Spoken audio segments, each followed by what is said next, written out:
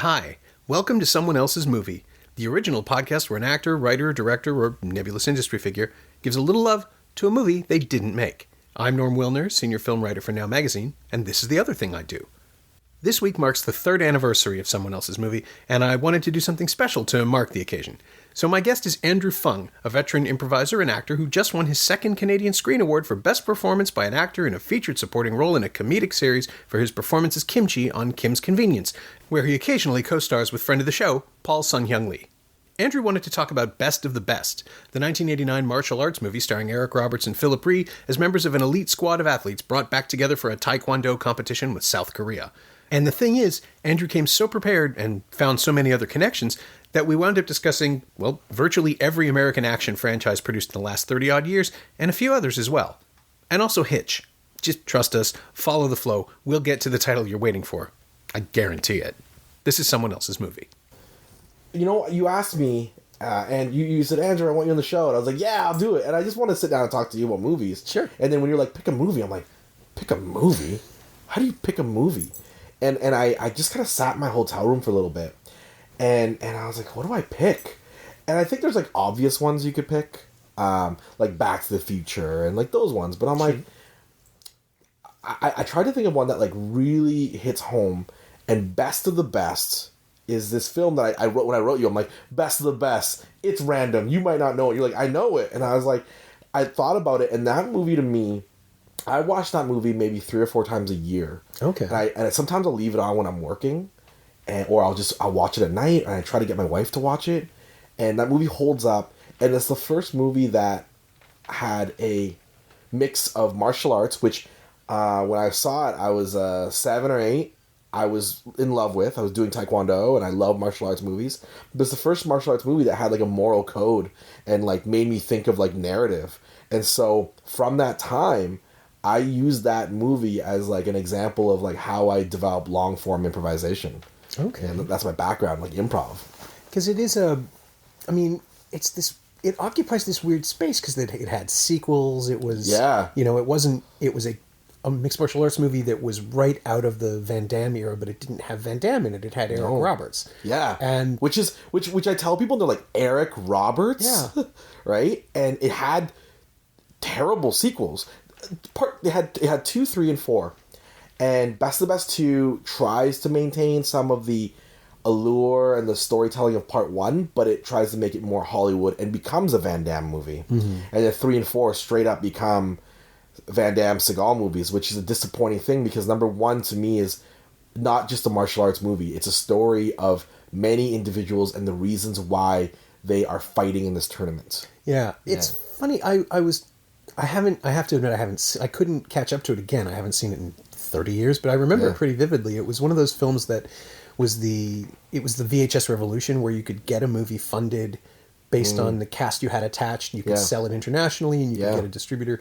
That's when I first saw it. I think I reviewed it for the Stars Video magazine at the time. Oh, wow. And it's a team of 5 Olympic athletes who overcome their differences to go compete against the Koreans. And Olympic athletes is very generous. Like it is 5 misfits, and so it's a sports movie at its core. Right, but that's it. Like it uses the formula and then just kind of bends it and kinks it into something. And like action-y. So I'll try to keep this spoiler free for listeners because I think you can watch Best of the Best on YouTube. It's available. Okay. There's a bunch of bootlegs on it. Yeah, DVDs out there. It's on Apple. It's not available. It's weird. It doesn't stream anywhere in Canada, but it's everywhere in the US. So the rights have obviously lapsed.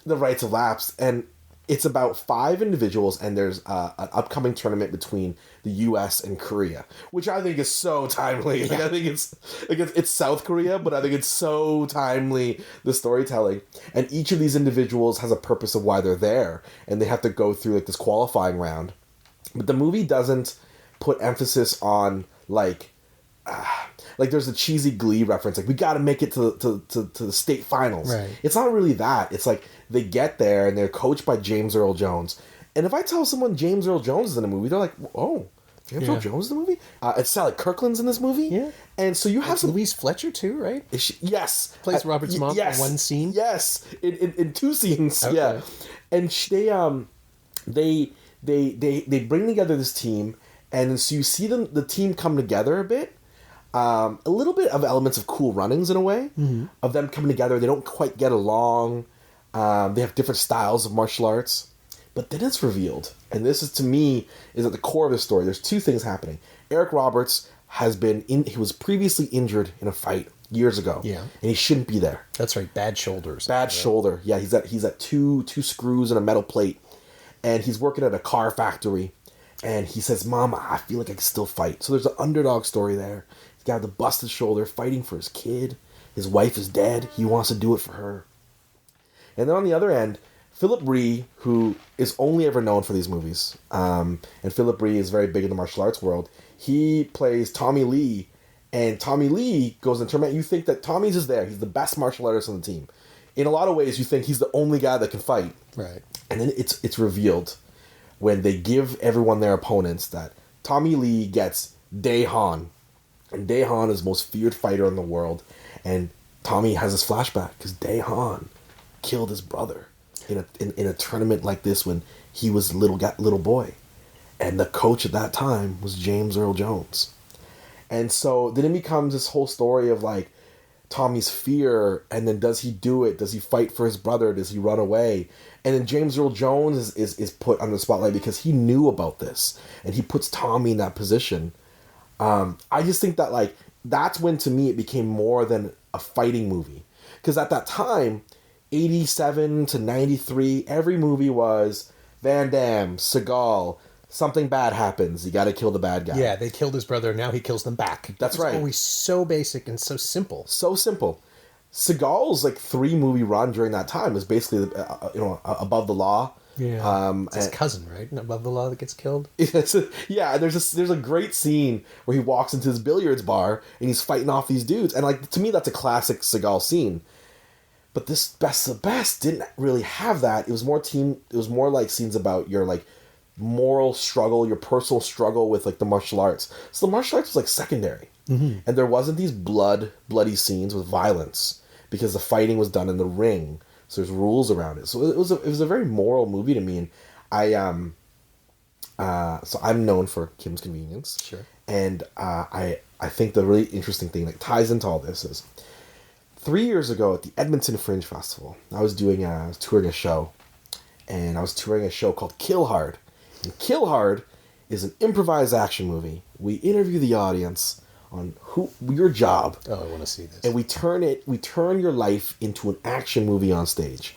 All we know is what we get from you, the audience, and all we know is that the hero's name is John Stryker. That's all it is. And it's me and another guy, and we play all the characters. But to prepare for it, we watched like 100 martial arts and action movies. Right.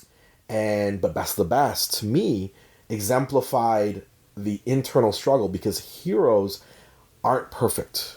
And Best of the Best taught me that. And heroes have motivations for what they do. And we had to apply that storytelling to Kill Hard.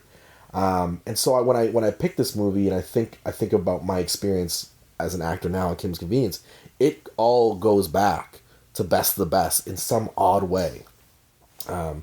But the movie like it just I think it holds up. I went back and rewatched it the other night. Okay. Because there's no references. Like I find like movies when they have references to like technology or something happening in the world, you're kind of like locked into that.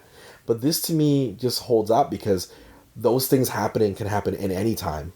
You know, yeah. A person feeling like they haven't fulfilled their destiny in life, someone dealing with the loss of a loved one, you know, stuff like that. I feel like it holds up, but yeah, it's at my core of who I am. So how often do you revisit it? Is it something you keep around? Yeah, 3 or 4 times a year. I have the DVD in my bedroom. I have that and Best of the Best 2 like together on my DVD player in their bedroom. Like it's very odd. It's those two and the film Hitch. Okay. And Hitch is so... My wife loves the film Hitch. I was going to say that doesn't line up in any way. It doesn't line up to what my narrative is. It has my single favorite scene that Will Smith has ever done, which is that bizarre moment. And it's that thing... Oh, this is so stupid. That moment where he takes Eva Mendes to the island, to Ellis Island, and shows her great grandfather, Yes. and she throws up and can't stand it. That amazing. He was the butcher. I thought it was an occupation. It's just so weird, and he plays it so beautifully. But it's such a that's a specific scene. too. It's stuck in my head. It's like 10 years now. I think I still have the Blu-ray for that very reason. Someday I'm just going to use it as a master class of how to subvert expectations in comedy. Yeah, because it's a romantic comedy, and he brings her there because he's Alex Hitchens, and he's supposed to be like the matchmaker. He's the best at it. Yeah. So he sets up this amazing date. They ride a Sea-Doo to Ellis Island. He pulls a favor with the security guard. So you think it's going to be this loving moment. You're right. And it just flips the switch. It could be one of Will Smith's best scenes. Yeah, it's because he's so graceful and so slick, and then it just completely falls apart, and he loses it. And he just it's the only time I think we really see the character flounder, and he's I guess it's like if we're talking about Will Smith now, it's like I enjoy that movie, but not in the same way I enjoy Best of the Best. Yeah, how has he not made more of these? And like to me, like I look at like his track record, and I'm like that movie stands out because it's one of the few times you see Will Smith. It looks like he's enjoying acting, whereas like if he's done like action movies, he knows they're big hits, and he's tried to go for the Oscar, with certain films. But I felt like Hitch. I was always surprised there wasn't a sequel, or he didn't do more like it, and he's had a renaissance on Instagram recently with like doing more and more videos and little bits to try to show up his son. So I hope he does return to that. And there was a rumor of their rebooting Fresh Prince of Bel-Air. Okay, sure. And so I said the only highlight to that was that you actually might get to see Will Smith in a likable character again. It's been a while. It's been a while. He is a phenomenally charming person. Yeah. And to see him turn himself off and stuff like Suicide Squad, it's not fun. There's no joy to it. I was disappointed that he did a Suicide Squad because I felt like Will Smith. If I go back and look at him from Bad Boys and Independence Day onward, I in an odd way I'm disappointed with his career because I felt like he could have made better decisions and better choices. Yeah, and those are some charismatic performances too. Like he's a fun '90s action guy. Fun '90s action guy. I compare him in a lot of ways to The Rock because The Rock and Will Smith transitioned out of roles that no one really gave them a shot of doing it, and they both kind of have the same mentality. They will out hustle and outwork anyone, and they will tell us. And so, but I look at The Rock's career, and I think The Rock's done a really good mix of really fun roles and charming roles, and I can always enjoy a Rock movie. So when Will Smith took Suicide Squad, I was just disappointed because I'm like, oh, I didn't see him doing that. Yeah. I didn't see him kind of. I don't want to use the word selling out, but I didn't think that he would think that was an opportunity to like really showcase himself, and the movie's not very good. Yeah, I think that's the other thing too. If the film had been any better, we'd probably be more generous about him. Yeah, and you're right. Like when The Rock went to a Fast and Furious franchise, like I think people rolled their eyes. But he's so good in this. He's so good, and he's got a spin-off coming out with Jason Statham. Are they actually going to do that? Yeah, they're doing. That's fantastic. They're doing a spin-off with him and Statham. It could just be the prison fight from 8. If it's just that for 2 hours, I would still watch that. Those two are so charming. Yeah. And I've been a big fan of Jason for a long time because he knows who he is. He knows exactly who he is, and every now and then he'll surprise you. And I think that's good. You kind of lowers the expectations a bit, and he does something like, oh, that was really good. Yeah, well, like Spy. Have you seen him did you see Spy? You must have. Spy. He is so good. Yeah, because he's like arguing with his entire career. He's a parody of himself. Yeah. And I love that about him. I just love the idea when he's explaining to Miss Melissa McCarthy all the things he's done. There's that great scene where she checks into the hotel, and I love her. I think she's so great. And here's a scene where she becomes the straight man. And he becomes the comedy hammer, and he's going off of all these things he's done and been in. I've had 100. I'm immune to 178 poisons, and how do I know that? Because I've had all of them in a poison eating contest. His arm ripped off, and he ripped it back together, and it cuts to her. She's like, "That's not good." Like, he's great in that movie, and so those two together are charming, but they also bring it. Like you go to a Rock movie because you're expecting really good action. And he always delivers, but then he throws in that charm like Jumanji. Like if months ago before Jumanji came out, we could have polled people, and I think the majority of people would be like, "Yeah, it'll make money, but it'll be a flop. It'll be considered a flop." Right. That movie was huge, huge, and it's the what do they call it? The 4-quadrant appeal, where there's something in it for literally everybody. Everybody. And that casting was great. You know, having Kevin Hart in there and Jack Black in there. But yeah, I think The Rock has done a good job. But yeah, those two in a Furious movie, and which I went back and rewatched all the Fast and Furious movies recently. Yeah. I don't know why. They were on Netflix, and I'm like, it's time I do it. It really does get better. Oh yeah. No, I mean they didn't even know what they had until the third or fourth one. I don't think. I think the third one that was supposed to kill the series. The third one was supposed to end it because it was in Tokyo, and I like Tokyo Drift. I will fight for it. I will fight for Tokyo Drift. It's the first one really that is interested in the driving, and that sounds dumb, but it turns the stunts into beautiful things. Yeah, I think Justin Lin. Justin Lin directed that one. His first one, and he had done Better Luck Tomorrow. Yeah. And so, in a way, when I explain like the complexity of Fast and Furious, because I tell them that the third one takes place chronologically before 8. It's almost impossible to explain. You know, and they're like, "What do you mean?" And I'm like, "Well, let me break it down for you." Yeah.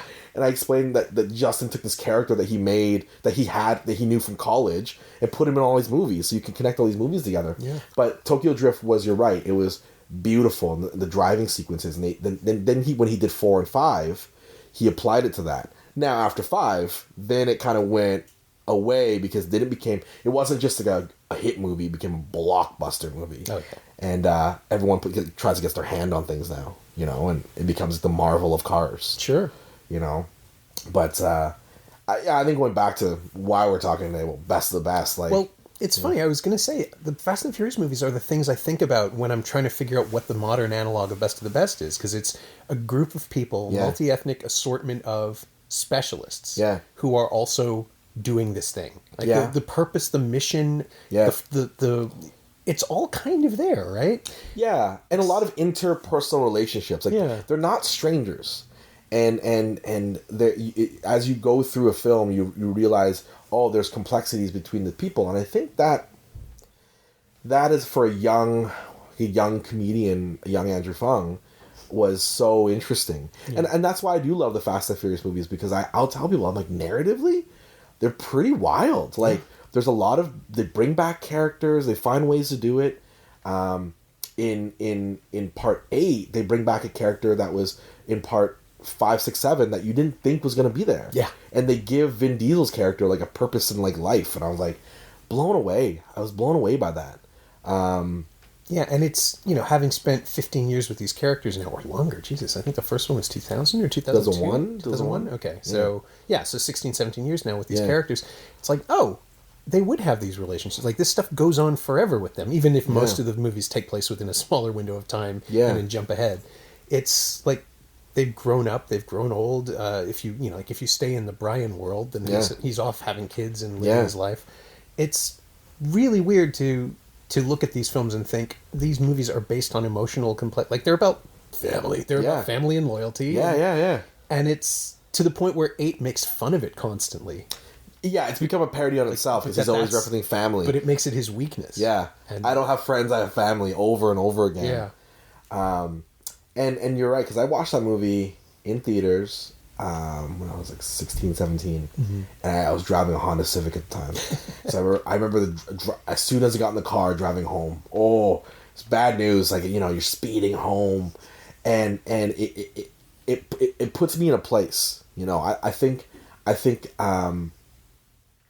that series has grown with a lot of people, which explains its power and explains why movie companies will keep putting money into it, because, you know, guys like me will keep watching it. Sure. I mean, I still watch them. I really, like, Tokyo Drift came out the year I learned to drive stick finally, and it was nice. I relate to this on every level. Yeah.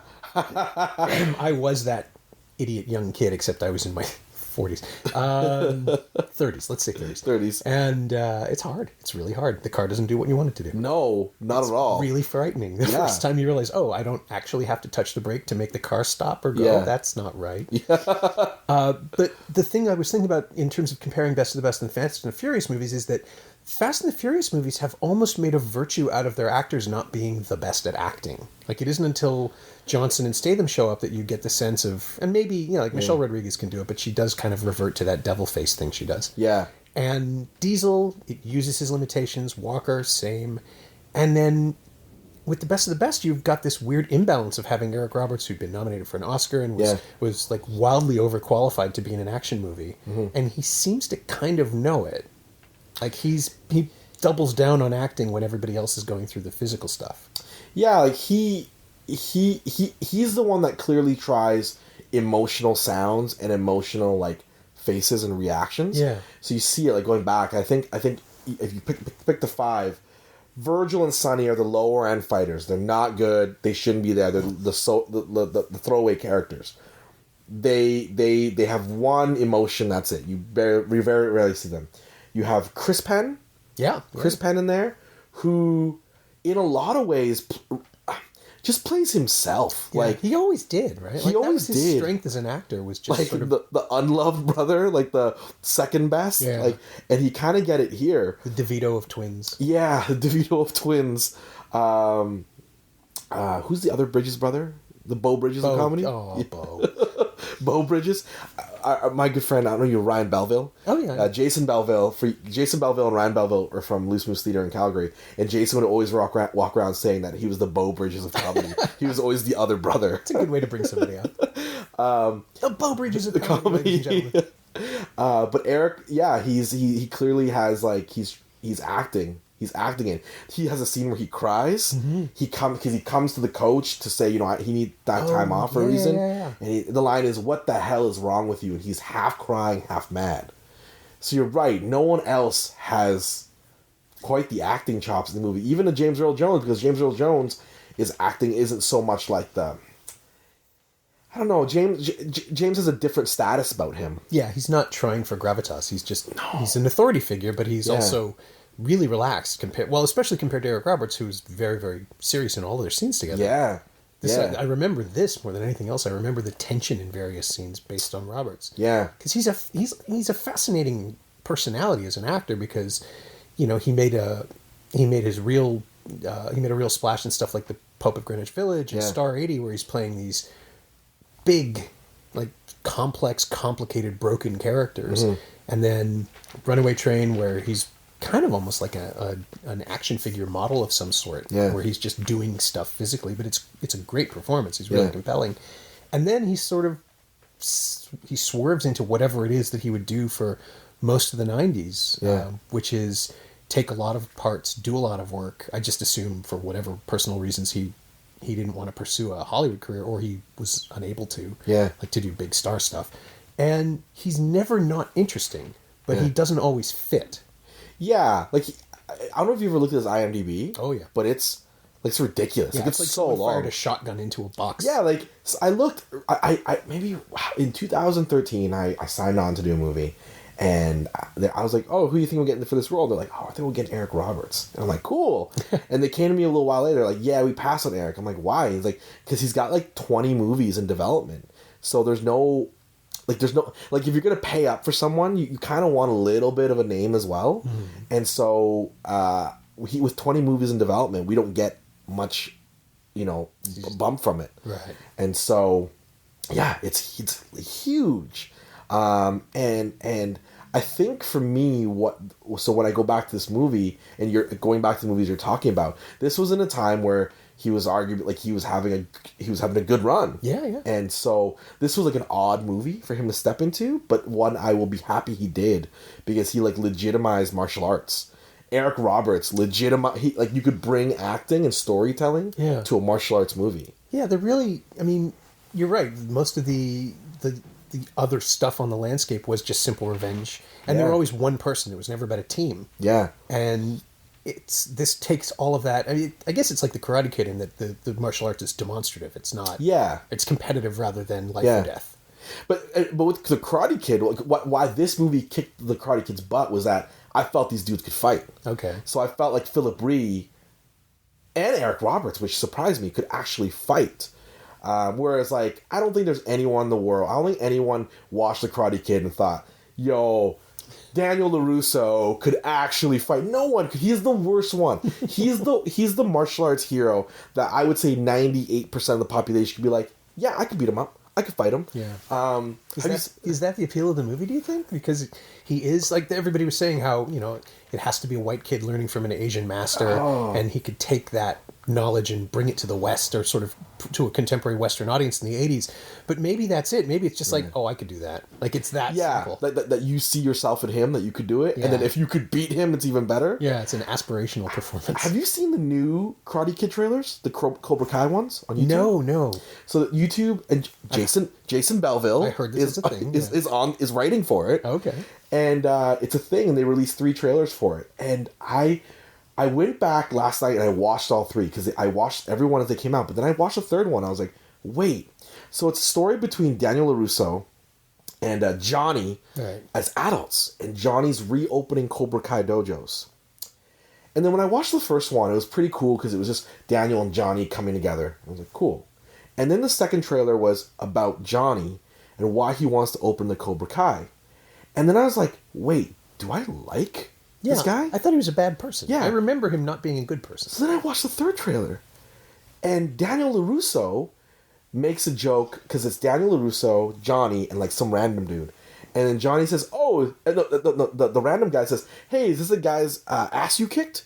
And Daniel's like, no, but I kicked him in the face. And I said right there, whoa, is Daniel the bad guy in this? Is Johnny this guy now trying to, like, years later, kind of right the wrong of the Cobra Kai, and make it better, while Daniel has been riding this high that he won these tournaments? If you're going to give someone a redemption arc, that's a really interesting place to start. I'm trying to figure it out. And I think that if they have the guts to do that, I'm blown away. Yeah. Because How I Met Your Mother years ago, Barney... I was going to say, because that's the kind of heel turn from an 80s kid actor that I was thinking of. And Barney Stinson's character truly believed that Johnny was the hero of the Karate Kid, and that Daniel LaRusso was this bully. And Neil Patrick Harris, child actor of the 80s, playing a monster. So if we're talking about Karate Kid, like I'm very interested to see what they do, because if they do it this way, it makes the show interesting, because then it's not just a rehash. Yeah.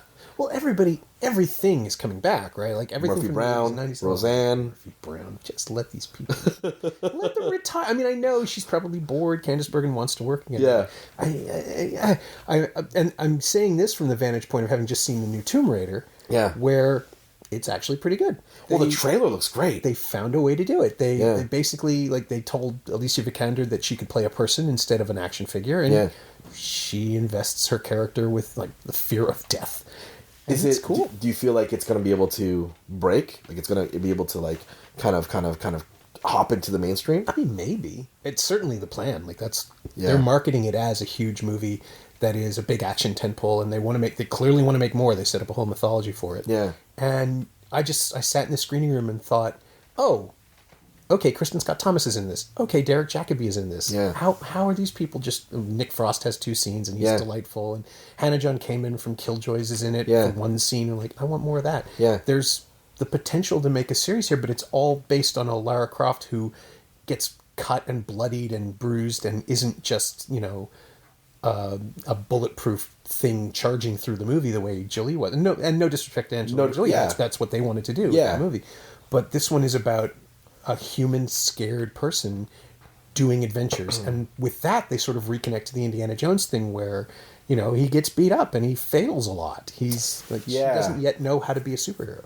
I think that's what they did with what I enjoyed with the Captain America series, because I felt like when you spend time humanizing your heroes, there's so much more. And Christian Bale in Batman, in the third Batman, like he's got a cane. That's right. He's got cartilage He's issues. old, and I felt like that to me is missing from the new DC movies. And I think what we come down to in this conversation is a lot of the same things. Like, if we humanize the characters, we show their flaws and we show their internal struggles, then us as an audience will connect. Yeah. Even with the Karate Kid, like, if a kid can see themselves in a Daniel LaRusso, then they're like, oh, I'm connected to this movie. Yeah. But the minute they become too larger than life... Michael Scott put it best in The Office. Michael Scott was in that episode where he's a telemarketer, and he was like, John McClane, Die Hard 1, just a regular guy. Part 2, regular guy.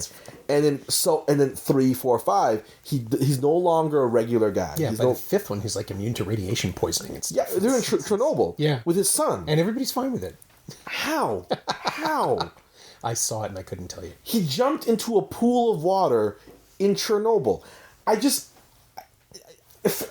There cannot be a pool of water sitting in that land that isn't contaminated. No, it's got to be bad for everybody. It's got to be for Don't bad. they drive there in like an hour and a half from Moscow, which I'm sure isn't right. Oh, I'm sure that's not right. Yeah.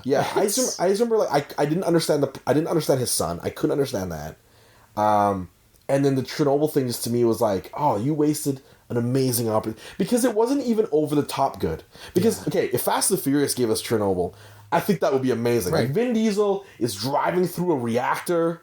Ludacris has to kickstart the reactor for some sort of explosion, which will send the car far enough for Vin Diesel to go. I would, just for the visual of it popping out of that tower, it would be worth it. Yeah. So they didn't even have fun with it. If you're going to give us something so ridiculous, at least have fun with it. Yeah. But then with Roberts in Best of the Best, you do have him playing Hurt, right? Which is the appeal to John McClane was...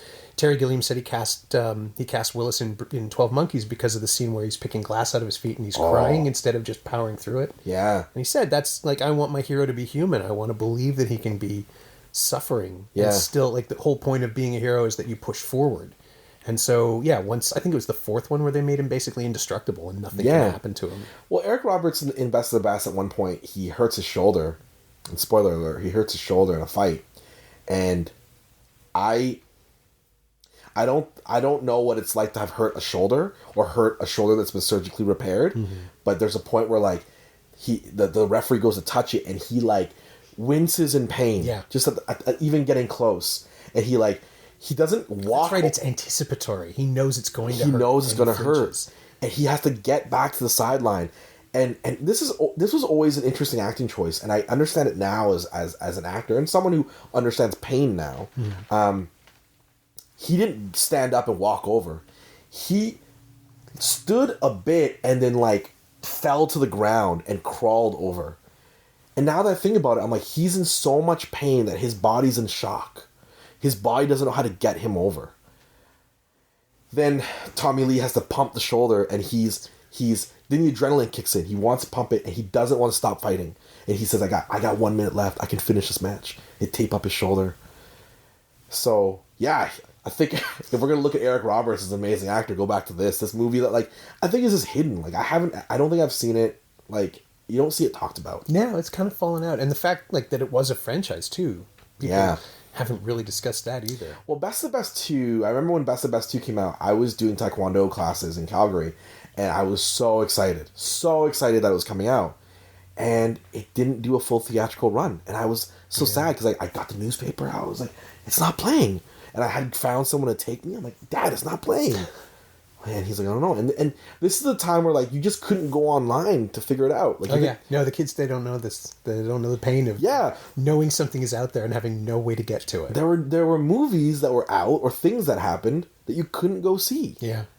And so then you had to wait that it maybe came out on VHS. Right. A year later. You didn't know. Yeah, and that's why I tell people now, like tell kids, I'm like, so Jumanji is playing in my hotel. Right. I was scrolling through. I'm like, Jumanji's in the hotel? It's gotta be on airplanes by now, right? Oh, I'm sure it is. Last week. But Jumanji came out December. Yeah, like late December, which was right around when Star Wars came out again. Yeah. And so, after Star Wars. So that's only 2 months. Yeah. Well, 2 and a bit. Yeah. No, time has no meaning anymore. No meaning anymore. I have tried to explain this to my nieces, who the youngest one I think is she 9 and she's 10 this year. She's 11, and she's never had to like wait for a tape to rewind, let alone wait for a movie to come out on disc. It's like no, they've always just been able to get whatever they want whenever they want. Yeah. But yeah, no, these were the dark times. It would take it would take 10 months to a year for a movie to come out because they would play it out, they would roll it through. Well, like I remember a movie theater near my house always had these billboards, like little like street signs, and it said it would always list the movies that was leaving. So as a kid, I'd be like, "Oh, that movie's leaving theater, Dad, can we go see that movie? Yeah, you have to see it because I won't see it again for a year." Exactly. Star Trek Generations was the one. Star Trek Generations, like when they're taking it to the theater, I'm like, "No, I gotta see it one more time." I saw the movie like 6 times in the theater, and so it really has changed. I always ask my wife this question, like, what's one thing you miss about our childhood? And I'll always say video stores. Yeah. I will always say. And I was sitting in New York maybe 2 years ago. We were eating a slice of pizza. And there's this pizza parlor where maybe like 10 feet of space was this little movie store. It was odd. And a guy working at a little desk, and they had like walls like what we're in right now, and it's just a lot of shelving. Really? And a kid ran in before his dad, and a kid ran up and was looking at the wall and like picked the movie out and gave it to the dad. And Dad's like, okay, and gave it to the guy, and he rented a movie. And I In a pizza parlor. And I carry that image with me because I have two little boys. I have a 4-year-old and a 1-year-old. And I'm sad that we will never have a Friday night where we go to the video store and commit to a movie. Yeah. Because with Netflix now, sometimes we'll be cruising through and I'll put on a thing and like we put on a not Coco. It's another one that's like a Cinco de Mayo themed cartoon. Oh, The Book of Life, that one? No, it had Channing Tatum's in it. I can't remember. But it's a cartoon. Okay. And I put it on maybe like 5 minutes in, and I'm invested in it. I like it. My son's like, can you watch something else? And I was bummed because I'm like, when I was a kid, you got something. This was it. That's right. Like you couldn't, because then your mom or dad would be like, I paid $2.95 to rent this. Right. You're watching it. Plus, it's the only option. It's the only option. So there was a little mini documentary on Alaskan Blockbusters, because they still exist. Okay. And they were interviewing people who were in there. And the reason why Blockbusters in Alaska still exist is because of high-speed internet. I was going to say, it's got to be the infrastructure. Yeah. They're like, yeah, we have internet, but it's like, you can't stream a movie.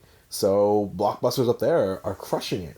It's good. Yeah, I mean, I worked in a video store in the mid-'80s when I was when I was in university. Yeah. And that was my film school more than actual film school. Yeah. We would work like the midnight shift in the summer, because there was a time when video stores were not only around, but they were open 24 hours in case people came in at 2 a.m. Yeah. And somebody always did.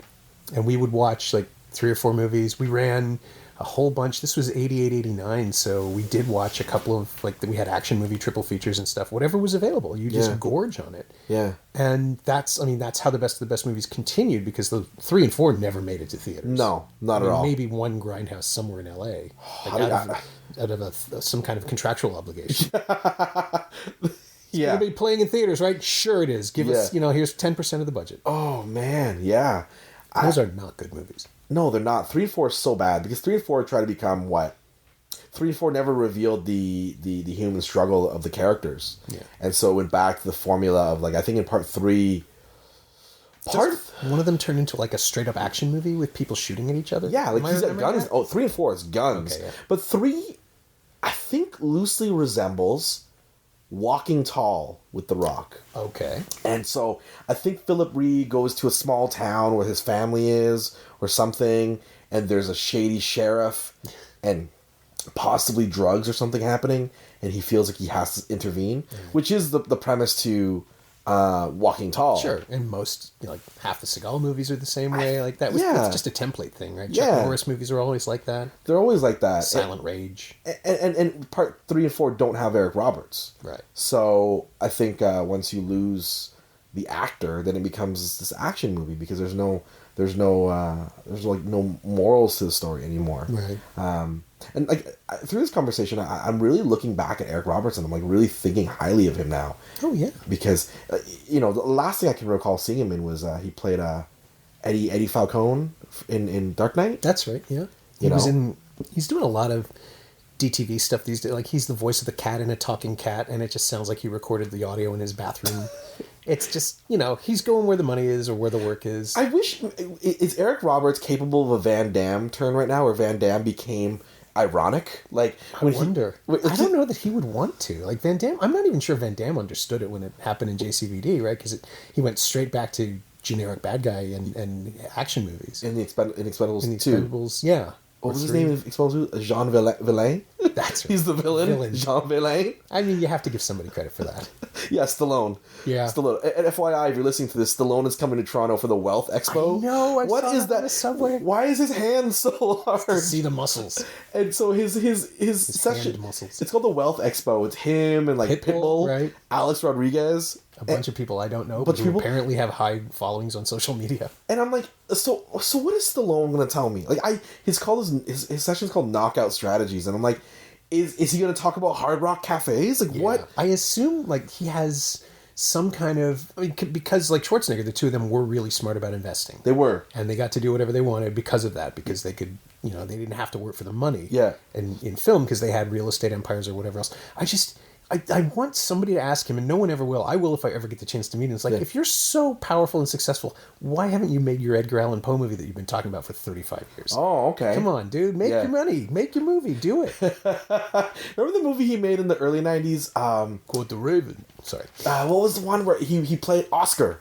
Oh, God, yes. Yes. I saw that theatrically. You saw that theatrically? There was one laugh. That would be so bad. It was fascinating. I saw it with 500 people at a press screen, or like a preview screening, a Wednesday night screening, free tickets on the radio. Everybody goes, they invite the press. And there is one moment in the entire film where the audience laughed, and it's the, I can't even remember what it is. It's some joke about, it's Tim Curry taking this amazing pause. Yeah.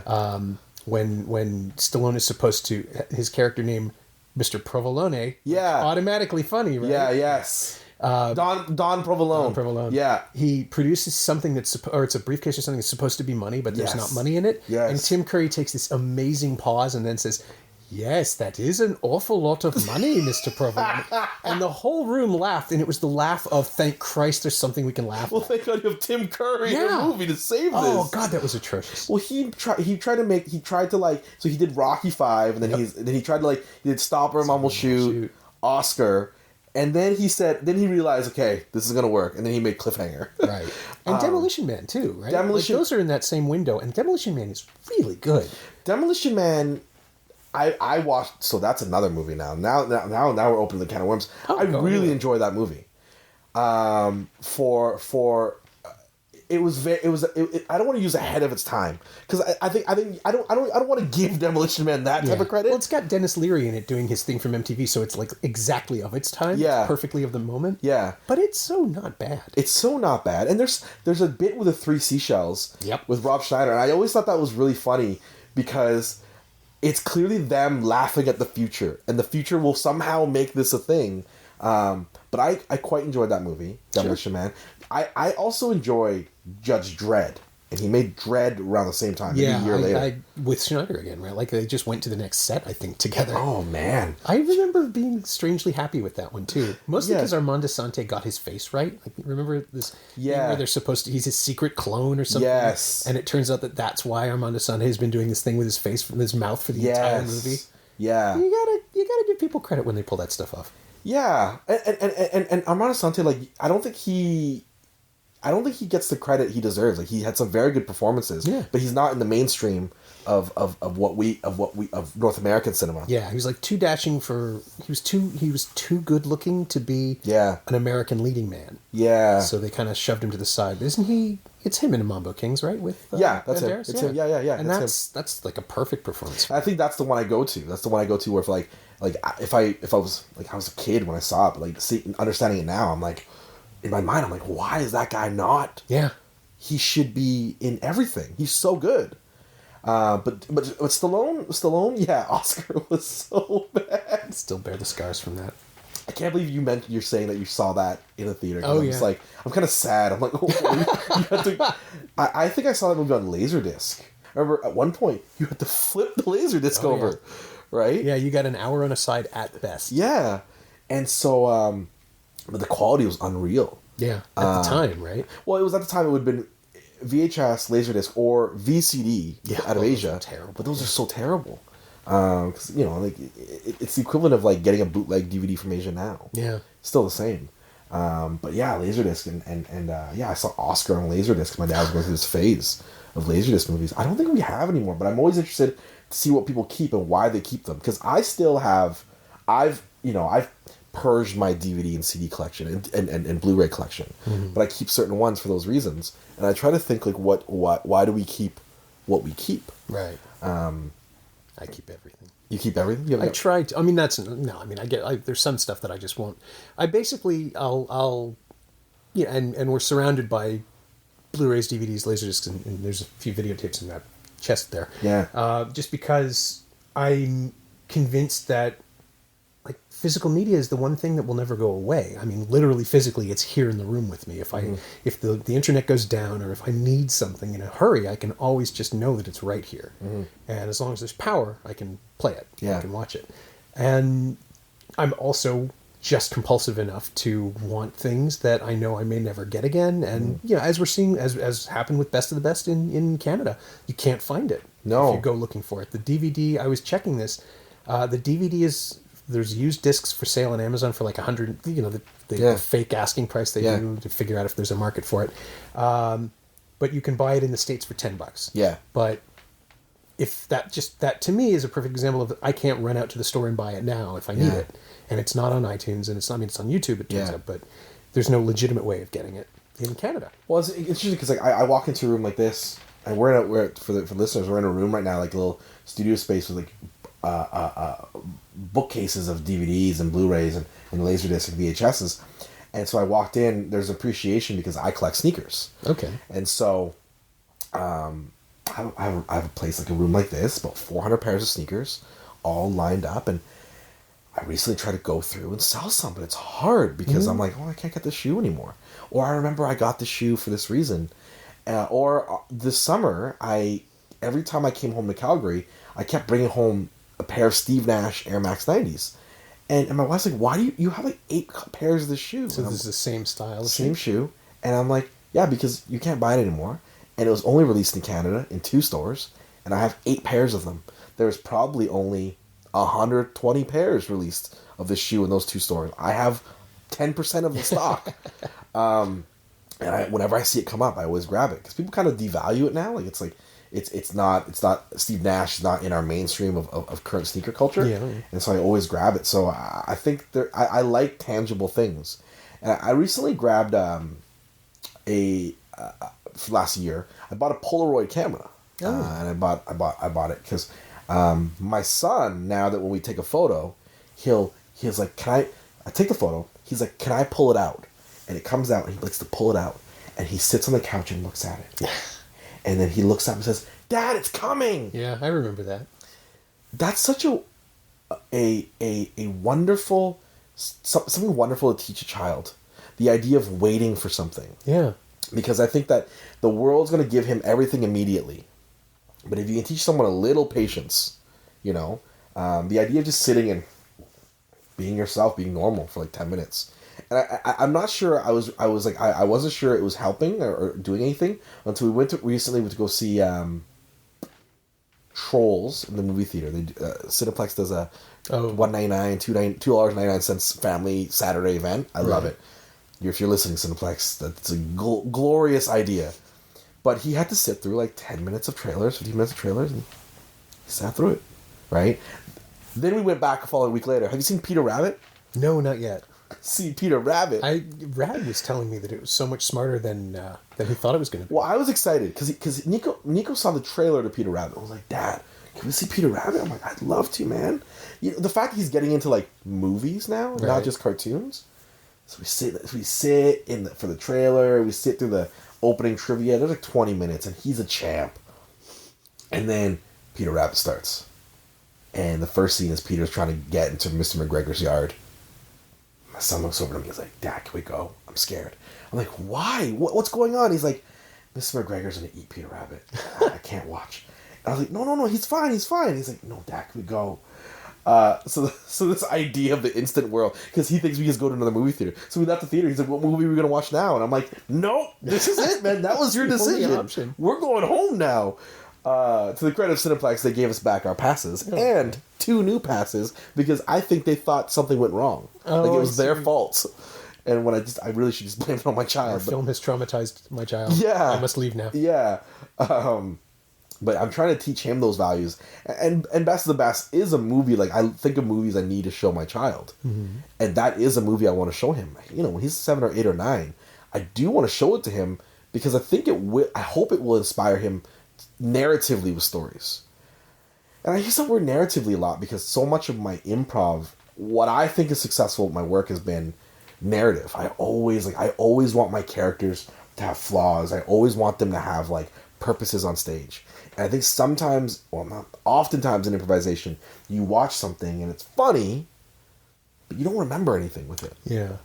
You know? Yeah, I've had those experiences where like there's an individual beat that gets a laugh, but it just blows past to the next thing. And I work a lot with high school students with improv, and I always talk about what's the story you want to tell, you know, versus what's the joke you want to make. And I always say stories that are connected, that are relatable, can get gut laughs, whereas jokes can get giggles. Right. And so I always teach students to fight for the narrative. And so I hope my career can continue, like on a show like Kim's Convenience. There's a narrative I think we're trying to do, and so I hope that, you know, especially with someone like Paul who you've had on the podcast, hope we can continue to tell those stories. Yeah. So is the third season happening? I mean, has there been a renewal yet? As of this date today, has not been. I was on CBC Radio yesterday, and it was like Gavin Crawford's news show, and we were talking about the pandas going to Calgary, and I said, the zoo asked me to host that event, but I couldn't do it. And as I said it, and I looked at the audience, I said, because I am doing something which hasn't been announced. And I just stood back. So I always tell people, you know, I say I have great faith in CBC, and I have faith in storytelling, and I think people will be really happy. But Paul gets up. Paul, oh man, when I feel like this might become like a bromance on Paul, how much we love him. But whenever I talk to Paul, I'm like, yo man, how many times have you been asked today? He's like, 10 times. People ask me all the time, to the point where like, his wife told me the other day he can't go to No Frills anymore. Yes, he told me that story. He told me that story. He can't go. So, actually, no, I think he told Kate that story. Out of all, they were over here for a Christmas party. And, like this is like the best thing about this show is that I've now built, like, because these conversations are bonding experiences. Yeah. Like whether or not they're intended to be. Yeah. If it goes well, it's a lot of fun. Yeah. And Paul and I have become friends, like outside of work, which is so great and delightful. And I love that he has become this successful in spite of his own comfort level. Like I'm actually okay with him being uncomfortable because it means people know who he is. Well, so the No Frill story. I'm sorry. I don't know. Out of the cast, you know, Paul, Gene, Simu, Nicole, Andrea, I think that I look the most like the guy I play. I talk like him. I walk like him. I'm him. And so I share with Paul. Paul and I will talk, and I'm like, I can't go to Costco anymore. Yeah. Because it's like, it just, people come out, and it's great. It is, right? Because it means people are watching, but it also means that you give up a portion of yourself. Yeah, and I'm the type of guy that, like, I'm just so grateful for people watching my work, so I stop and talk to you. My son, my 4-year-old, is so over it. We're at a mall, someone stops me, and Nico's like, grabs me, Dad, let's go. Like, he just wants to go to wherever we were going. And so it's this interesting time now where, like, you know, the public has really got onto the show, which is great. But I find it funny now when there are two of us together, it's just like, it's like next level. Yeah. It's like, you know, when Paul and I were together in Saskatoon of all places, we already stuck out because we're two Asian guys in Saskatoon during the Canadian Country Music Awards. So you don't know if we're a Canadian country duo. Oh, this is a great story. We get off the plane that we flew from Toronto to Saskatoon. Ron McLean's on our plane. Okay. Adrian Arsenault, like all the big CBC people. But Ron McLean gets off the plane. He's got a cowboy hat. I'm walking with Paul, and Paul says, I gotta say hi to Ron McLean. If I don't, I'll kick myself. I was like, hey, let's go say hi to Ron McLean. Hey, hi, Mr. McLean. Nice to meet you. He looks at us like, who are these guys? And then and he's like, oh, I'm here for the Canadian Country Music Awards. And Paul says, us as well.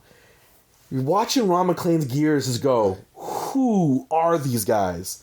And then Paul says, yeah, we're presenting an award tonight. And then Ron McLean just looks at us again like, who are you?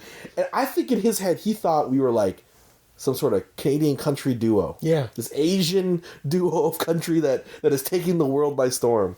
And then he's like, what award? And Paul says, Album of the Year.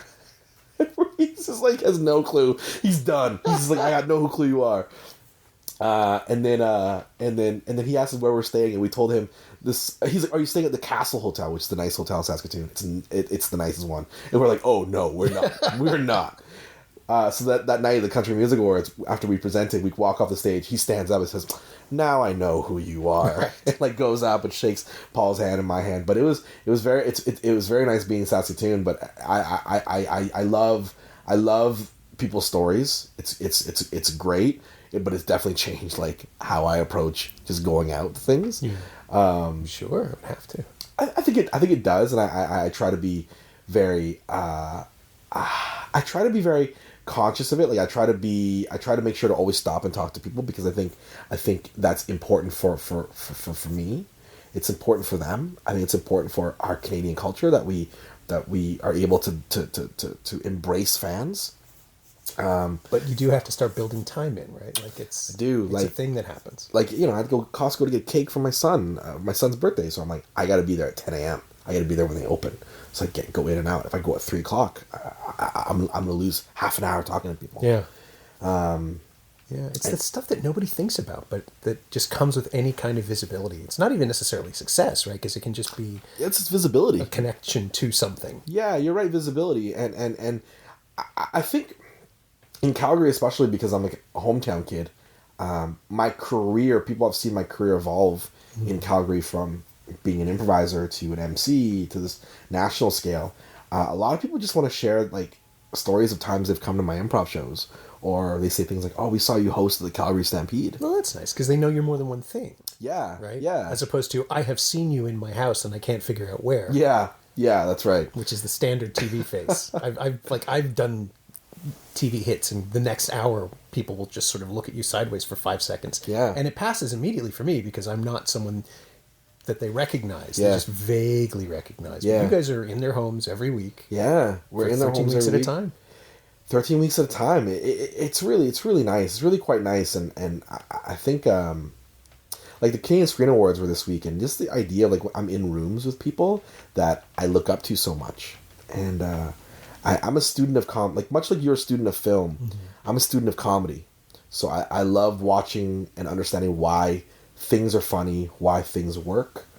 And now when I'm in rooms with people that I respect, it just blows me away. It blows me away. Like, Brent Butt, I introduced Brent Butt the other night, and he came out and he said, "Give a round of applause for Andrew Phung."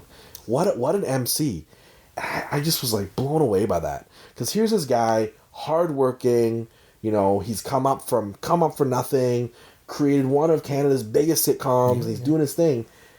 It blows me away that I get that opportunity, or like I said earlier, to be in a nominated acting category with Dan Aykroyd. Was pretty like Ghostbusters and Paul. So have you and Paul nerded out about his proton packs? Oh yeah, I've seen them. Yeah. So that's not true. I've seen the videos. I haven't actually seen the machinery. Kim's Convenience audition, I get brought in for the final callback audition, and I do my scene with Paul. And I think, I like to say that I was different than any person they had auditioned for the kimchi, but as an improviser, I like to mess around sometimes. So I did it twice. I did it with Paul, I did it with Simu. But Paul especially, we had a little bit of fun. Mm-hmm. Afterwards, he comes and finds me in another room. He says, "Hey man, who are you?" We meet up, adds me on Facebook. And that night, he finds this video that I posted maybe a year earlier of me and the proton pack I had built. Because one summer I said, screw it, I want to do something that is so different. And I was like, I've always wanted a proton pack. I am going to build one. So he's like, dude, what is this? And I just wrote him back. I'm like, here's where I went. Here's the forums I went to. Here's what it cost me. And so you started it. I didn't start it. I think I enabled him. We enable each other because we're always like, treat yourself. We always say treat yourself to whatever we want. So there's a shoe I really wanted, and it was a dumb price. And Paul just wrote me, he's like, treat yourself. You got to get it. And we very much bond that way because we're like both these nerdy people. So much the fact that Back to the Future is reuniting in Calgary. Yeah. At the Oh, that's right. Yeah. I was blown away at the news. And so I pulled out my Nike Mag shoes, my jacket, and I said, Paul, dude, they're reuniting. And you got to come. And he's like, I'll try. I think a week later he was at the ACTRA Awards and he was bidding up a auction package for a trip to Fan Expo. And it bidding up to like $10,000. And his wife was like, no, you're not bidding anymore. And so Paul was out, but then I wrote him like, a trip to Calgary is $500, right? So Hopefully he gets to come out and hang out with me in Calgary, and we get to see Back to the Future reunite. That'd be great, you know. And I said earlier, like, that's a movie that, like, I thought about putting in, but it is quite easy, and I don't think, like, I think Back to the Future is pretty groundbreaking for a lot of young people, but in an odd way, not as much as Best of the Best. Yeah. Well, I mean, it's all about what you resonate with, right? What you respond to. Yeah, and maybe even now, like, I think sometimes we behave in ways we don't even know, but just like this moment right now hit me. Did I connect to Best of the Best because there was an Asian lead? Well, I mean, it's a reasonable question, right? Philip Ree, Asian lead, who had an accent, but he didn't have to do an accent. It was just his accent. But the story wasn't about him being Asian. Like, him being Asian was just his character. Like, that's just who he is. His brother was Asian, that was it. But it had nothing to do with the story. So it's more about what he can do within the world of the film. Yeah. Without necessarily identifying. I think so. And like, he just, to me, was the best martial artist. And he was the most human out of everybody. And they really created a character I could get behind. So maybe now I'm, like, thinking about it. I'm like, did I watch Best of the Best 100 times because I saw myself in him? Yeah. And is there anything wrong with that? I mean, that's ideally, I would hope he would be happy to hear that. That it would be that the point of, well, I mean, that we're in this right now as a culture with the whole question of representation and diversity and inclusion writers. Coming out of Black Panther, my first response is how great it must be right now to be a kid of any gender, any race, because you can find someone, you can see yourself. I mean, I'm a white kid in the 70s and 80s. I'm seeing myself all the time. Yeah. Everything was pointed at me. Yeah. Jewish, but that really didn't make a big deal. Yeah. And if we had Woody Allen movies for that. Yeah. But now, like, the Fast and the Furious films being aggressively diverse, which is fantastic in a way that never calls attention to any of it. It's just there. Yeah. And yeah, if you were Asian, if you were a black kid in the 80s, all you really had were action heroes and villains. Yeah. And yeah, I'm sure that was part of it, whether it was conscious or not, just to be able to have someone who wasn't evil. He wasn't evil. And, like, the Koreans were the bad guys, but they weren't even bad. Because the way the movie's put together, it's not necessarily good versus bad. It's just people versus people. Yeah, it's a competition. It's a competition. Which is weird for, I mean, even in Karate Kid, the bad guys are bad. Like, the opposition is bad. Yeah. And this is really not about that. It's not. It's more about rivalry than anything. But we're in a place now where kids can just watch anything and find themselves, hopefully, like, 2 years from now it'll be even better, 10 years from now. Yeah. Kids, and, like, you know, boys and girls can watch themselves now and see something up there. I think that's really cool. I think that's always a comment that strikes me really at heart with Kim's. Like, I get teachers messaging me saying, like, you know, like, we show our class and these kids see themselves in you. And that's just really wild to me. Like, I'm really proud knowing that my sons will be able to watch television and see themselves. And I always say themselves isn't just, like, people who look like them. Because, like, for me, you know, maybe, like, Philip Reed did look like me. But just, like, I think when you see a variety of things up on screen, and so this idea of representation isn't just, like, I think there's movements for more women representation, people of color, but also abilities and disabilities. Yeah. You know? Like, seeing that. That's why I was always so bummed when Oscar Pistorius turned out to be such a terrible person. Because I'm like, oh man, finally there was somebody. Yeah. And it didn't work out. No. There's like great SNL Jason Sudeikis sketch where they were spoofing the Carnival Cruise Line that was stuck on the water for like a month. Oh yeah. And Jason's like, hey y'all, you remember the Blade Runner? Well, and he's nope. like. So you know, I'm so happy when we better represent ourselves as a society, and I hope going forward with films that we get to continue that, because you're saying it's a really cool feeling. And what's the name of the gentleman in The Big Sick? Kumail Nanjiani. Yeah, he had a great quote the other day where he's like, you know, to all the fragile dudes who are like worried about, you know, who to look up to. When I watched movies as a kid, I did see myself in like white dudes. Yeah. So you can see yourself in people of color and in women, right? Yeah. It's not that hard. No, it's not isn't. that hard to empathize. That's the thing that's so weird about all of this is the hostility being driven towards the idea of other people who aren't me having their own movies having their, like, not everything should be for everyone. And the idea that you need, I mean, okay, with Captain America, it kind of has to be a white guy. Yeah. That's the deal. Yeah. But that's from the 40s. And you can have more modern stuff. You can have different interpretations. You can also just watch a movie about people who aren't you, and maybe you can understand some other story. Like, it's not... God, I watch documentaries all the time. I watch movies made by people I don't know about places I've never been. And that's great. What they're for. That's what they're for. Yeah. I love documentaries in Detroit. Because I don't live there. I would like to go there and see it. It's not my world. And I was always surprised when Idris Elba, there's so much backlash of him playing Bond. Oh, Jesus, yeah. And I was like, okay, so the complaint about the Bond movies is they become stale after the first one the new person does. They often kind of go down after that, and they hit a renaissance later. Well, filmmakers get nervous. They go back to what worked before. And so if you want new things and new storytelling, and you want things that are refreshing, then you need to put new people up.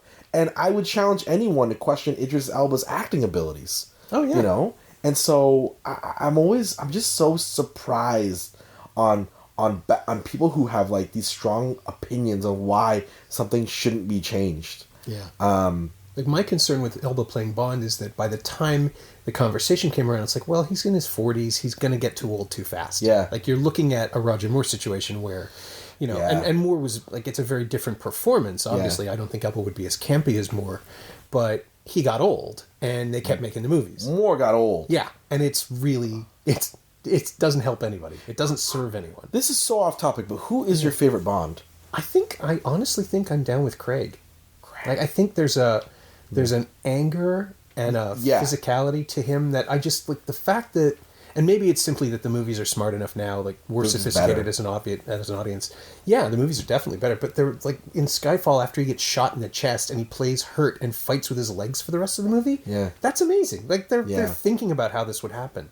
But I like Dalton a lot. And Connery's great. That's what I'm going to say, Dalton. Yeah. Because I went back and rewatched Living Daylights and A View to a Kill. No, the License to Kill. License to Kill, that's right. With Benicio del Toro. Yeah, the villain has killed his partner. No, killed his wife. No, and the partner. Felix Leiter has been fed to sharks, but he isn't dead. Yeah, he's not dead. The wife is dead. Right. And I thought Dalton did a really good job. I went back and rewatched Dalton's performances, and I don't think he got the fair shake, because he was a good Bond in bad movies, like, because they were still making more movies. Yeah, they're still making more movies. So I wonder what he could have done in a Brosnan movie, because Brosnan had the better effects, the better timing, and it had been like 6 years between the two. It's the longest gap, right?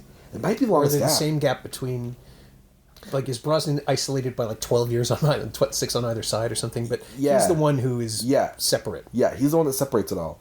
And so I find that, like, I feel for him, because I think Dalton's a very good actor, and he didn't quite get the fair shake in it all. Yeah. But now, we're talking about Bonds, and, like, you know, like, I jokingly said I'd love to see John Cho as a Bond. Sure. You're like, really? And I'm like, it'd be different. Like, I like when movies are you know, try things out to tell different stories, because that at the core is what you should be trying to do. And especially with the Bond franchise with so many films. And that's the fear of a Fast and the Furious. Like, I hope they don't get stuck telling the same story. Right. And they might be. I think they need to go to space now. I mean, there's like Skylab or something. There's no other... They've done everything. They have done everything. They had a submarine fight. They had, they always try to make things bigger and badder. I don't know. I would take a Furious movie that was a little more down to earth. Yeah. So like they did with the Bond film, like For Your Eyes Only, where he's really just removed from most things and just has to work it. Because that was the big deal. Like, after Moonraker, they contracted after they overreached. They pulled back. Moonraker was a big reach, hey? Yeah. Like a new society in space. I mean, it is a reasonable sci-fi premise, but not for a Bond movie. And I wonder, like, the only real objection that I've heard to Elba, the only one that made credible sense, it's still race-based, but it's the argument that James Bond is a code name that's passed down, and the agents, they get killed, and the next guy is Bond. Yeah. And then they kind of punctured that in, I think it was in Skyfall or something, you see his birth certificate and it says James Bond or whatever. Oh, yeah. But the argument then has to be that it's always a white guy, because James Bond has always been a white guy. That's the only in-universe explanation that doesn't sound like a knee-jerk racial defense, but it is also that thing where you've OCD'd this so many different ways that this is the only answer. Or comedically, you could have a situation where MI6 is like in a room and it's like, all right, Bond is dead. Who do we got? And it's like, oh, hey, boss, like all the James Bonds? Like, just the black guy left. It's what? We're out of white Bonds. There's no white Bonds. Yeah, we killed them all. Like, we had a rough couple years. And you go through all these Bonds that have just been killed in the field. Yeah. Okay, what's his Bond's qualifications? That he has amazing qualifications. Yeah, but he's black, right? It's like, yeah, but he's amazing at. I think they could have a really fun time. It's like a Mitchell and Webb sketch. Oh yeah. I like, we've talked about this Cobra Kai and how if we look at comedy, I like when you take a premise and you just look at it from a different angle, and you just point out the obvious. So that Tim Curry bit you're talking about is so subtle. It's subtle but so funny. Where he's like, he has one or two choices. One to say like, "Hey man, there's no money," or one to be like, or to go along with it, right? This huge cartoon expression. Yeah. Tim Curry's underrated in the film Oscar. Oh, he's underrated in everything. Oh, he is underrated in everything. Yeah. We look at someone like Tim Curry. It will be a shame when future generations don't get to have someone like him in work, because like his career is coming down to an end, and, and he's getting much older now, and so we talked about this earlier, like there's a fear that like we are glued to like a Netflix system, where if Netflix doesn't carry that film, we won't get a chance to enjoy it. Right, it disappears because why would you? What's the view rate on a film like Oscar? Like, I imagine in the world, four a year. Yeah, four. It's viewed 4 times a year. But like, it's a shame that certain generally people, on a dare. On a dare, or like, what the hell is this? Yeah, what's this? What is this? Or someone just loves that movie. Yeah, every movie ever made is somebody's favorite movie. That's the weirdest thing. Oh wow, I've never thought about that. I mean, maybe it's the person who made it, but it's just the way it works, right? Everybody hates one thing that nobody else hates. Everybody loves one thing nobody else loves. It must work out. I made a movie in 2009 with my best friends. Feature-length movie. There's 5 of us that made it. It's called Sketch. It premiered at the Calgary Film Festival, at Edmonton Film Festival. Sold out screenings. Didn't go further than that. Yeah. But we made a movie, and it was on YouTube up until like a month ago. We had put it up just to share it, and we've all moved on in our careers. And one guy wrote and was like, "Hey guys, we should take this movie down. It hasn't held up well." And we all just joke. We're like, "Yeah, we made it for like $1,000. Of course it hasn't." And then everyone agreed. And I wrote, I'm like, "No, but it's our movie. Like, I love it. I love this movie. We made it. Yeah. I love it." They're like, "Andrew, you have 30 DVD copies in your basement. I know that for a fact. Like, I've kept a box of DVDs." And I'm like, "Fine, guys, I have it." But yeah, that's interesting that every movie is someone's favorite movie. Yeah, it's kind of the premise of the show in a weird way, like accidentally. I can always get somebody to say, "Oh, that's my favorite." And it's like, all right, let's talk about it. Well, Best of the Best, when it came out, I was like, I hope he's seen it. And so the fact that you have, impresses me. I also was going to pitch another dumb one, but it doesn't connect me the same way, but it's a movie I've been trying to get for years. It's called The Perfect Weapon with Jeff Speakman. Oh man, that's got to be out there somewhere. Last time I looked, I couldn't find it on DVD. It was released. I'm sure it was released, because I remember reading about some kind of special feature that they produced for it. A special feature? Just the one. Just the one? But yeah, no, I'm sure I'll find this for you. This is what I can do. That's what you can do? Yeah. I find that like the era of the early 90s was the era where like everyone was trying to get in on like action movies, and you only need like $100,000, $200,000 to make an action movie. Yeah, they didn't have to be glossy or good. No, like, there was that real break between the Joel Silver production line or Jerry Bruckheimer movie, and then everybody else. Yeah. There was top tier names, and then there was like direct to DVD stuff, and I a lot of these movies I would watch on satellite dish.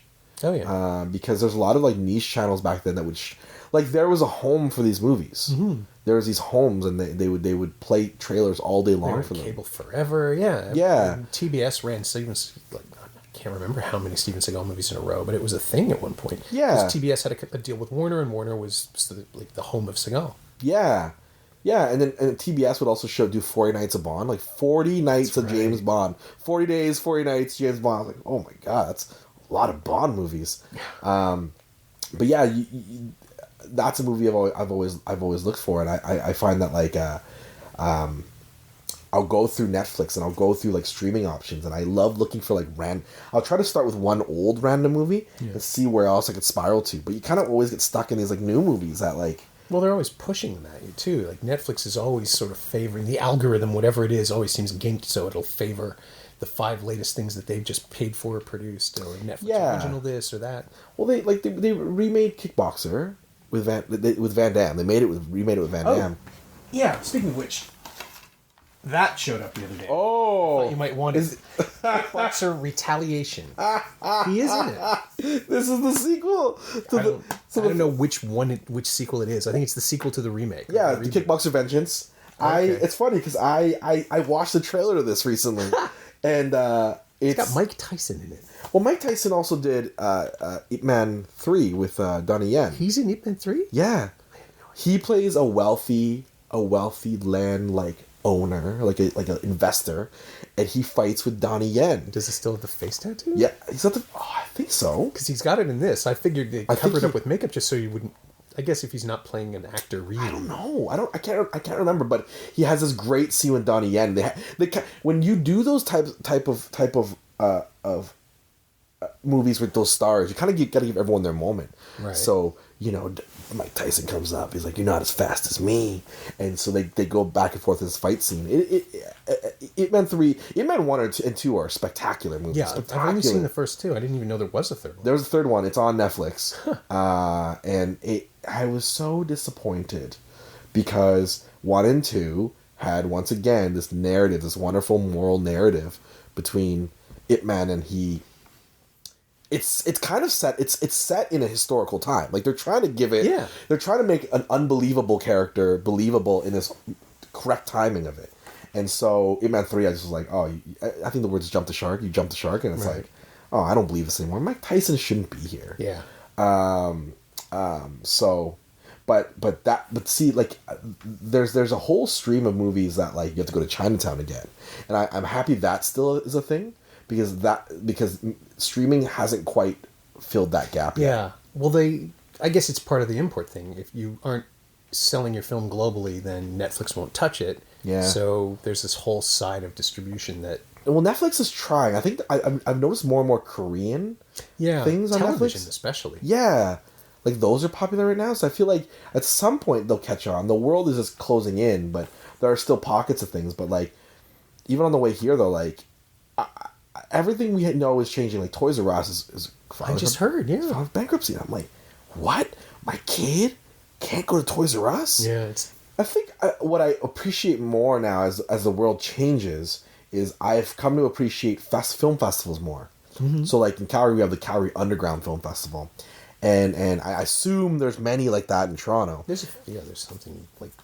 I think there's one a week on average here. Oh, really? The underground stuff, maybe 5 or 6. Well, what I appreciate them now, because if they don't exist, I don't know how I would find gems of movies now. Yeah. And so that's why I've always said for filmmakers, like I'm always like, man, it must be so much harder because like now not only do you have to like have an idea, make a good movie, the places you could send it now are so unclear where you could bring it. Yeah. That I wouldn't know where to go because it feels like the game is changing every day. Every day there's a new thing to do it. Jason Jones was telling me about The Detour being distinct. The challenge of his show, The Detour, is that it has to be distinct in a world of 700 scripted shows. Mm-hmm. And that's insanity. I mean, there were 600 some movies released in Toronto last year, which is also crazy because now with DCPs you can rent a theater for 3 days and full wall your movie and it plays. Yeah. But can you get people to come and see it? Yeah. And if it's in a film festival, will people know which film festival it's in, where to find it? And it's all about personal marketing and aggressive social media. Yeah. And who has the time if you're trying to make a movie? Who has the time to build the exoskeleton around it that gets it into people's homes or into people's eyes? Yeah. I have 2 stories here. One is a friend of mine worked at a very, very large DVD production company. Okay. And I was like, what are you marketing right now? He's like, Fire Tornado. And I was like, what is Fire Tornado? He's like, Tornado, fire. And I'm like, that sounds like the worst movie ever. He's like, yeah, but you know what? That movie knows exactly who it's selling to. And I'm like, what do you mean? He's like, we know where we sell that movie. That movie is going to like middle America, right? And to regions that still buy DVDs. And I'm like, oh, I guess you're right. And I'm like, what else are you doing? He's like, I got a movie with Rob Gronkowski in it. I'm like, what's he do? He's like, he's in one scene. And I was like, so he's a star of the movie? Yeah. But we know exactly who we're selling that movie to. The Ron Gronkowski base. Yeah. When did you interview Jason Jones? Oh, it was a phoner. We talked in December. So I talked to him in September. Yeah, because he was. I missed him by a week. I was for the Winona Earp panel. So I was there for. They had just. We were there for Kim's, but like they were like, Andrew, you in town? Can you interview Jason Jones? And I was like, okay, yeah, cool. They bring Jason Jones to me, and he's like, oh, who are you? And I was like, oh, I got a TV show in Canada, and I was telling him about. He's like, oh, I haven't heard about it. Da-da-da. As we walked to the film festival, we had just did all the marketing on Kim's. Right. Like, it was huge. We had done the big event. That's right, because it launched. It was on the air like 2 weeks before, right? Yeah, 2 weeks earlier, and so we were big. And I walked through on the way to the venue. I probably got stopped 6 times. People just like, I love the show. I love the show. We get to the venue. He's like, who the hell are you? Who are you? And I'm like, yeah. And then so we hit the red carpet, and then Calgary's my city, so everyone's like, Andrew. He's like, who the hell are you? And I was like, oh man, like let's roll together. So I interviewed him for the I interviewed him on a panel, and he made this joke because he kept trying to jump to the Daily Show or the Detour, right. And I'm like, no, go back. That time, really dark time, you know, the time where you like were broke. And he's like, why do you want to talk about it? I'm like, because like I could talk about your success, but I want to know when you were broke and what you did to not be broke, because that's the interesting thing. Yeah. Because like for aspiring filmmakers and writers and actors, it's great that you hear someone being successful, but they want to hear about like, what did you do to get out of the tough times? Yeah. And so I kept bringing him to that. And he's just like, I think he was a bit uncomfortable, but then people in the crowd like were asking him questions about that. Sure. And the one question that always resonated with me was I asked him, he told me about some shows that didn't get picked up, and I'm like, hey man, how many shows have you written that have been picked up but never made? And he's like, around 40. I'm like, you've written 40 shows that had interest and development deals around and never got made. There's people in the audience, if they write one show and it doesn't get made, they're done. Yeah. Oh, and I know that feeling. Right? Just the, ugh. You write one script. You write 5. There's people in the room who've written 10 scripts and they think their career's done. They have 30 more before they even get anywhere, you know? And so it's a good reminder of how hard the work can be to get there. And so when we get like a DVD like Kickboxer Retaliation, man, the amount of effort. Well, I don't know for this, but for other things that need to get made. Christopher Lambert. Wow. Everybody's in it. Christopher Lambert. I read a thing the other day where he paid his way to fly in and make Mortal Kombat because he was making the most money on it and he felt bad. Oh, that's that's kind of sweet. He flew, like they wanted to do reshoots, but they were going to do it like in like a studio, and he's like, no, I want to do it properly. So he funded that, and so that always made me like, that makes me like him more. Yeah, it's those stories like Clooney never taking a salary raise on ER because he felt he was making enough money. Or what's the one recently where Susan Sarandon got someone gave her part of their salary. She found out she was making a movie, and the 2 men were making more money, and someone's like, I'll just give you mine. To even it out. I read it the other day. It was really nice. Yeah, somebody else. Oh, who was it? It was Chastain who was fighting for Octavia Spencer on something. It said, we want to make the same amount of money. That's really nice. Yeah. And I think we're talking about this inclusion writer. I think it's hard to quantify that right there, but that's kind of what we want it to be. Like you want to share the roles, but you also want to share the financial terms of it. It's a project you're going on all together. Yeah. We're at this place now where people can do the right thing and get a huge amount of press, which is fine. I guess it's how it should be until everybody does the right thing on the regular. But we are at a place where, it's still weird and different that people are standing up and saying this is wrong or this should change or this needs to be better. And we'll just, we'll keep doing it until it's everybody's better until everybody is benefiting, and we're at a place, and that's going to take forever. Yeah. But yeah, I'm trying to tie this to best of the best somehow. It's not working. Well, we can be the best of the best. No, see, it doesn't work. Well, I always go back to the best of the best, and I look at like. But it is about fighting together. It is about fighting together, coming together as a team. Yeah. And I think more so like what best of the best will always inspire me is like, I've used the word morals a lot, but I think that's so important in our narrative as a society. What's our movie going to be? What's our storytelling going to be? And I think that like. I get asked a lot. I'm pretty positive in my career, and I always say I'm very thankful. And Paul will sometimes get mad. And Paul's like, just enjoy it. You've worked hard for it. But I think I am a product of my community. I'm a product of the people around me. You and I have never met until today. Yeah. But I count you as someone. I'm like, I imagine that guy. I imagine Norm's a fun supporter because he supports Paul. He supports the show. Yeah. He's a supporter, and I try to surround myself with people that are good. And I think in a lot of ways.